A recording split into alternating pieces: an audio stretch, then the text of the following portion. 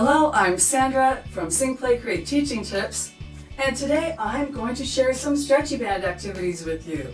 These activities are going to teach music concepts of steady beat, high and low pitch, and dynamics, tempo, fast and slow, presto, largo, using a stretchy band. And we're going to be taking a nature adventure as we move the stretchy band. This video will incorporate what you could use as an entire music lesson in your classroom. There'll also be extension activities and ways for you to implement this in your classroom, as well as teaching tips on management of the stretchy band. Now would be a great time to hit the subscribe button. And all of the links and materials that go with these activities are going to be in the description, so be sure to go there and get your free activities. Not only are we going to help our students learn and internalize, feel, and express these music concepts, we are going to build some social and emotional skills too. So let's talk about when we get the stretchy band out, what are we going to do? How are we going to pass it out? How are we going to gather them? What kinds of things can you think of as a teacher that will help you make this quick and efficient so we get the kids on the stretchy band without a lot of playing around? This is how I do it. I put them in a circle first, but they don't see the stretchy band yet. Then I get out the stretchy band and I put it in the middle of the circle, and I will call out names. Mary and Nathan, grab an orange. Hold on to it and stretch it back to your spot. If it's the very first time, I have to really help them do that. And a lot of times if they're in kindergarten, they let go because they don't know they're supposed to hold tight. So take them through that step, and then I just get the opposite side, the purple.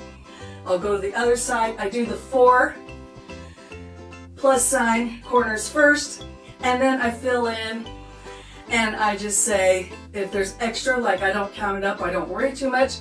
I just will say, oh, grab a green one. Oh, grab an orange. Oh, grab a yellow. Make sure everybody shares. There might be 3 people on a color. That's okay. We're here to work together, have fun, and make music. I like using repeated phrases in my classroom because honestly, if you do that, you're teaching them year after year. By the time they get in 2nd grade, they'll go, because we're here to make music. And they'll say it to you before you can say it to them. So our first stop on our nature journey is going to be the pond. And it's perfect because the stretchy band is a circle. We're sitting in a circle, and we're going to do some activities on the steady beat while we're at the pond. So to just get everybody warmed up, I'm going to say we're at the pond.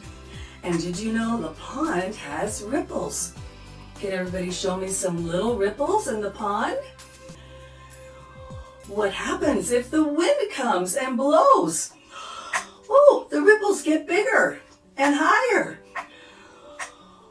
What happens if a frog jumps in? Oh, and bounces. And I just make up a little story that will help us get warmed up and used to holding and working together on the stretchy band. That's also a good time and way for me to analyze and see, are they working together? Is everybody okay in their groups? Before I dive any deeper into the activity. So to play the steady beat, I'm going to use the song 1, 2, 3, 4, 5, Once I Caught a Fish Alive. Now I have a version of this song, Sing, Play, Create, on all music channels if you want to use it. But when I first start, I usually just sing it a cappella. So you can just even chant it too. You don't have to strain your voice to do this. 1, 2, 3, 4, 5. And I just start.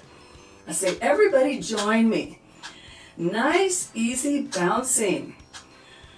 We're playing the ta, ta, ta of the rhythm, the beat. Steady beat. 1, 2, 3, 4, 5. Once I caught a fish alive. And then just stop and assess, how's everybody doing? And breathing. All right, and we can keep going through the whole song. And then you can, if you have time, you can put on the recording and play along with it. On the part where you say, why did you let him go? That part where the song changes. use bigger movements. Why did you let him go smaller? Because he bit my finger. So you can use your imagination and just go with it and then say, okay, back to steady beat time. 1, 2, and keep going like that. So it's a really fun song. You can imagine the fish in the middle, use those to set it up, help the fish bounce in the water, make the ripples, and then do the song. And then we want to have a resting position. So you can choose, either they keep it in their hands here and they're quiet, or they can drop the band. I don't want to drop mine. They drop the band and rest their hands in their lap. The next stop on our adventure is the meadow. And here we're going to learn about fast and slow. We're going to use the bumblebee, Fly to the Bumblebee, and the swan from The Swan as our music selections for this part. And we're going to go through the activity. We'll ask some questions. Then we'll show on the stretchy band how the music makes us feel. And then we'll move to the music. And then we'll recap a little bit about how we felt about it. And teacher notices we need to work together. Let's make sure we're holding our hands. Which part was fast? Which part was slow? We'll ask questions. So before you get into playing the music, we're going to do a pre-activity and ask questions. We're going to bounce the stretchy band nice and gently, and then ask what would happen if a storm came and there was a bumblebee flying over the pond. Okay, and they'll start doing this probably when they hear a beat. Okay, and then, oh, the wind's gone now, the storm's gone. Show me a calm, no wind really, it's just so calm outside and sunny. And now, oh, there's a swan in the pond. What would happen if the wind blew the swan? Big movements, because the swan, it's really not as fast as a bee, but it's going to move big and try to get across the pond to the reeds for safety. Now we can lead them to the music and play the Flight of the Bumblebee. Have them play that, 30 seconds, a minute at the most. Talk about what was that? What was that like? What does it remind you of? And they'll say, oh, it's a storm. What's this or that? Let them share their ideas and then say, well, this is the swan. Let's see how the swan moves. Can you show me with your stretchy band? And then we'll play the swan and go through that song, and then that part kind of ends. Okay? So now the next section is going to be in the meadow, and we're going to meet some new friends. I'm going to use Gallump with the Little Green Frog, and I'm going to use a song called Flying High and Low that I wrote, and it has a really nice section where it's octaves, flying high, low, high, low. It's a calming song, and it's a good contrast to the Gallump song. So I'm going to ask some questions first. Okay, everybody grab onto your stretchy bands. And now I'm going to introduce my friends. Oh, look, here comes Mr. Frog. What does Mr. Frog do? He hops. Let's have everybody hop. A happy hop. He's not in a hurry. He's not afraid. And he's not in a race. And so we're just going to hop like the frog. And then I'm going to say, well, where is the frog when he's down low before he jumps up? And then I'll have him show me low. And I'll say, well, what happens when he jumps? Or hops, whatever word used. High. And have them show you the directions of the frog. And then do the same thing with the bird. Oh, look, there's a bird. It's a bluebird. I love bluebirds. And then you can tie that into the bluebird song later, which kind of works. And then we're going to have the bird. Well, oh, the bird is flying.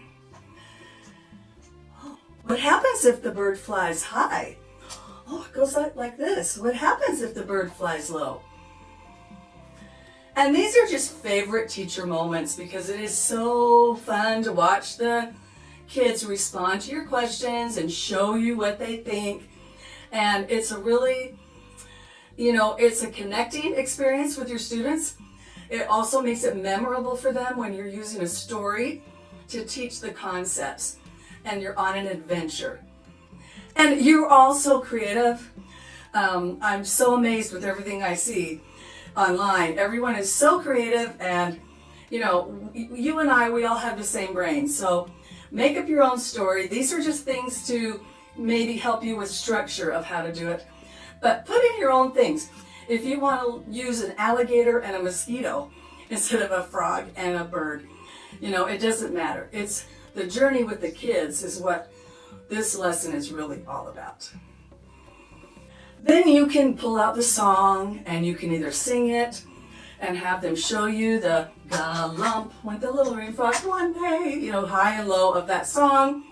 Same thing with the flying high, low, high, low.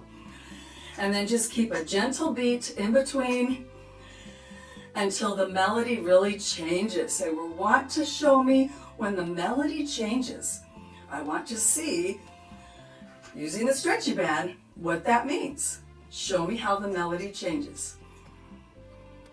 Okay, so we had a fun time in the meadow meeting our new friends, and now it's time for a break. So we're going to put the stretchy bands down for just a minute because we're going to practice the actions without the bands for just a minute since it's a new song. So have them just pretend to be holding the stretchy band for a minute. They're standing up. Pretend to hold it. And we're going to bounce on a beat. Everything's blooming at the springtime dance. That repeats.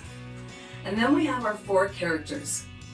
Bees are buzzing. Okay, everybody show me what would a bee do? Okay, bees are buzzing. And contrary motion there. That would be good. Okay, pick up on their ideas. Okay, bunnies are hopping. What do bunnies do? Oh, bunnies are hopping. Birdies are flying. Oh, flying.